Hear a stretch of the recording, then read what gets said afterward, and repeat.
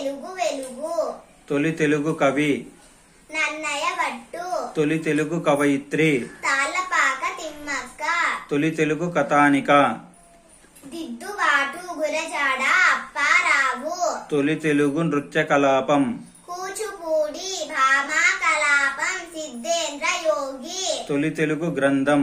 మహాభారతం తొలి తెలుగు దినపత్రిక కృష్ణా పత్రిక తొలి తెలుగు నీతి శతకం సుమతి శతకం బద్దెన తొలి తెలుగు రాజు